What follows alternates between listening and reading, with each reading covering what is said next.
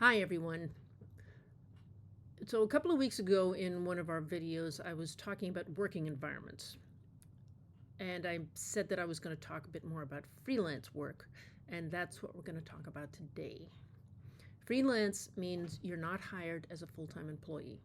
You're either working for a company in their offices or from home on a temporary contract, either full or part-time, or you have a project that you will complete away from an office, either in your own personal studio or your kitchen or in one of those shared space offices. The difference between if you're hired to be an office designer, whether in the office or in your studio, is you're basically on call for 8 hours a day to do whatever is needed. If it's a project-based arrangement, you just work on that project. You can be hired through word of mouth, through your personal network, through an agency from one of your previous jobs, through an online freelance posting site. A client you worked with can recommend you to someone else. You can also directly approach studios or art departments and give them your website and contact information. You might meet with them, and they might hire you for a short-term gig when some work arises. You could be hired by your next-door neighbor to do a wedding invitation, or the corner bodega to do a logo. Freelance can come from anywhere. You can do freelance while you're working full-time, in the evenings or on the weekend. A lot of designers supplement their income this way. Often when you're just starting out, you get hired for a pretty low salary. So freelance can make up the difference. And I know some graduates or soon-to-be graduates want to just work freelance. So when I started out, that's exactly what I wanted. It's that freedom to not be tied down to one employer and one working environment. And you have a flexibility to take on different kinds of jobs. It's very enticing. Whether you want a freelance career or not, often when you leave school and you look for work, freelance can be just what naturally comes up. Short-term jobs, small projects with fairly low pay, no job guarantees. This is actually pretty normal. Working through a job agency is a great way to get your foot in the door. They will send you on what are essentially freelance jobs, but you'll be paid through that agency, and you will tend not to be paid as much, and you quickly become aware of a glass ceiling for compensation, particularly for younger, less experienced designers. The upside is that you don't have to do the negotiation, you don't have to find the work, they figure it all out for you, and you just turn up for the job and you do the work. But the full-timers tend to do better than you, certainly in the early phase of your career. If you're a full-time person, you get health insurance and paid vacations, and as a freelancer, you do not. But a job agency is a good way to start. And if you become a regular at one of these agencies, sometimes the agency itself will offer health insurance and paid vacations. You will all most likely work freelance at some point or another in your career. So the question here is, do you want to be a full-time freelancer? Some pluses and minuses. We'll start with the minuses. If you're working full-time for a company, they will send you on training courses to learn new software and software updates. As a freelance, you take that time out of your own life with no pay. You have weeks of no work, and the rent and the mortgage is due. You spend a lot of time looking for work, going to industry functions, making contacts, all of which is necessary and often fun, but it's unpaid. It can feel like you have a lot of freedom, but remember, you are not just your own boss, you are your own employee, and employees can be difficult to manage. It's a good idea to have this conversation with yourself. Would you hire you? Would you want you to be your boss? Would you want you to be working for you? Would you want to be taking orders from you? Would you be fair to you? Would you do the work you ask you to do in a timely and professional manner? Freelancing on your own requires a different kind of discipline. Freelance can also get lonely. COVID gave you a taste of this, and doing everything from home can be stifling. Freelancing in a shared workspace can help with that. Also, making sure that you go to industry functions. And again, this is another reason for joining one of those professional organizations that I talk about all the time. Remember, they're all listed, or most of them are listed, on Blackboard, course materials. Try it out. Um, the One Club is a good place to start. AIGA is a good place to start. My favorite was the Type Directors Club. Just sign up for one, try it for a year, get the cheap deal while you're still a student, and you can start making connections in the industry before you even graduate. So here's some pluses. Freelance can be incredibly freeing. You can work on different kinds of projects for different kinds of companies. You can broaden your design network, really get to know what's going on in other parts of the industry. And if you're a go-getter, this kind of thing can be lucrative and fun, especially once you have a bit more experience. So for me, after working full-time for a bunch of years, I turned freelance. I found that I generally preferred freelance to being a full-time employee. At various points, I had regular clients. For instance, I did a lot of work on magazines back before the internet really took over from print publications in a big way. So when I lived in London, the British system gives people really generous vacations, which means I would do regular stints at different magazines where I would go in and take the place of the person that's on holiday. I worked on lots of different magazines. It was fun. But if a workplace was unfriendly, I wasn't stuck there. When I got back to New York, I had a series of regular clients. I did a magazine that came out twice a year, another one that came out 4 times a year. I had one client that paid me a stipend every month to do different kinds of marketing materials like brochures and emails. And along the way, I had little one-off projects. These, for the most part, were working from home. So I wasn't working for any of them full-time, but I could count on some of them for a regular amount of work, which was important, that you have not all the money you need, but you do have a steady stream of something coming in. As the years went by, I started supplementing this with part-time teaching. Teaching, again, does not pay a lot, but it's helped me with small but steady income during the ups and downs of the economy. I also gained access to half-decent healthcare. And a big plus has been keeping in touch with younger designers and professional colleagues. And by the way, it's also a lot of fun. CityTech frequently hires former students in ComD department to teach. Keep that in mind. If this might be something that interests you. You can get in touch once you've had some years of experience under your belt, and they might just hire you. For me, freelance has been a struggle. I never made a very big salary, but I have never really been an office person. So it's been worth the struggle for me to have that freedom in my life. A smart thing to do is not depend on just one client. Always be on the lookout for new opportunities and try and find several regular clients, even if they don't pay very much. Having something regular makes it a lot easier. That was my experience.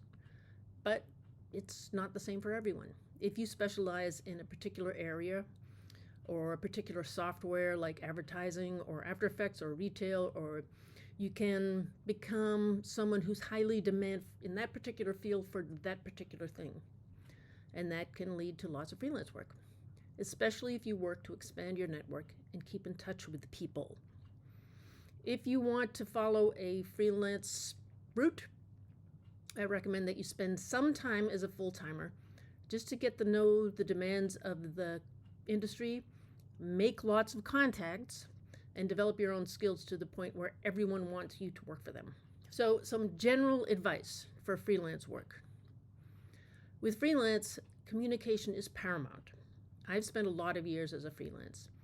If you're not in the company, you're not privy to office politics and problems in the company between employees. And those people are your conduit to your client, who is the company. It's helpful if you have a friend who can keep you up to date on any issues in the company, but that's not always possible. So first, treat everyone you talk to respectfully. They are your contact with the company, from the IT person, the secretary, the big boss, the other designers, the client contact people, etc. They want to depend on you as someone who can make their life easier. You don't want them to think you're someone who is making their life harder. So even if you're being very helpful, you need to make sure they're aware of that and keep in contact. The worst thing you can do is not respond to Slack messages or emails or texts or phone calls. The best thing you can do is contact them before they think they need to contact you. If they're thinking what's going on with Louisa's project, they need to go to their inbox and find my message waiting for them with an update. So I've already updated it before they even ask for it. They don't need to know about your problems. Don't tell them about your taking your cat to the vet, or the washing machine is broken, or you're breaking up with your girlfriend, or whatever. Keep your emails or texts just a report about their project. Make it about them, not about you. Report even when they don't ask for it. You are there to give them peace of mind, help them finish their projects on time, not create anxiety. And if you end up having a tech or design problem, don't hide it. Tell them about it, and if possible, offer a solution. Digital messages can read quite starkly. In that I mean they can sound grouchy without you meaning to, so be friendlier than you think you have to be. They cannot hear your tone of voice. Make sure your messages cannot be misread. Keep humor to a minimum unless you know the person well, because different people register humor in different ways, and I have personal experience of this. I met my husband through a newspaper ad. This was before dating apps existed. He answered 2 ads. He is a journalist and he's a very good writer. He wrote 2 similar letters to me and another person. I thought his letter was hilarious. I answered him back, and long story short, we've been together for over 25 years. The recipient of the other letter wrote back to him and said, "I've never been so insulted in my life. Please never contact me again." We both read his humor in a different way, fortunately for me. But you don't know who's going to be that person who gets you or not. Don't make it necessary for them to get you. Be straightforward, and you can be as hilarious as you want in person. In a professional setting, you want to be clear and friendly, no more, no less. If you want to be a full-time freelance, it's a good idea to save 6 months of bills. 6 months of bills worth of money in your bank account before you start. This is what you will call on to pay the bills when you can't find work. It's actually a good idea for anyone to have a 3-month emergency fund saved up anyway. That goes for full-timers as well. The design world is unpredictable, and even solid full-time jobs can disappear in a rocky economic environment. This isn't to say to scare you, it's just a way of covering yourself against unexpected situations. So let me see. What's an unexpected situation? Well, AI is coming along. This is all new software that we all have to learn. There's probably going to be a shakedown in the industry. The people that will be valued know how to navigate AI. AI is not solving everybody's problems by any means, but it's a bunch of shortcuts and it's lots of easy first drafts of projects, which you as an experienced designer will need to fix. But this is going to mean that some people are going to lose their jobs because they haven't got on board with that. So that's what happens when new software comes along. It's also kind of an opportunity for people who have learned about AI. So be the person that learns about AI. But getting back to what we're talking about, these things happen all the time. Next year, AI will be completely different. You might be the person who gets shook out of the company. So stay on top of these things and have an emergency fund. So when the next round of software gets developed, you won't be caught even if you get fired. You will be fine. Start saving now. Good. Okay, contracts. If you freelance through an agency, they handle your payments and negotiate your salary and your job description. If you get the job on your own, it's a very good idea to provide a contract that lays out your responsibilities and how much you will be paid. You can get paid in an agreed full amount, or you can give them an hourly rate. So you could say this is going to cost $5,000, or you could say this is going to cost you $50 an hour. But put that in the contract. The job description is very important. If they want a social media campaign, that's great. But what does that include? Is that 3 ads or 6 ads? Do you provide the photography? Will there be video or animation involved? When is all this due? When is the deadline? Everything should be specified in the contract. Then it's a good idea to put a sentence right at the end, something like additional work will be billed at whatever it is an hour, $50 an hour or something. Because often a client will start to add extra work. If you have an agreement in writing beforehand, you have a basis for sending them an invoice for the extra work. So they said, okay, 3 ads. Dun, dun, dun. Okay, now we want a 4th ad. Okay, so that's $50 an hour. It was in the contract. So you anticipate that happening before it happens. Having stuff in writing makes it clear to everyone what you need to do and when it needs to be completed. Everyone knows what to expect and when, and there is less confusion. It also makes it much easier to get paid. A quick word about social media. And I'm going to do a whole thing on social media later, but please don't badmouth people on social media. Even if your account is private, this stuff gets around. How does it get around? Somebody will take a screenshot of what you say and they'll post it. People are nasty. So I don't know if you know, a bunch of years now, 4 or 5 years ago, there was a woman who was hired to be the editor of Teen Vogue.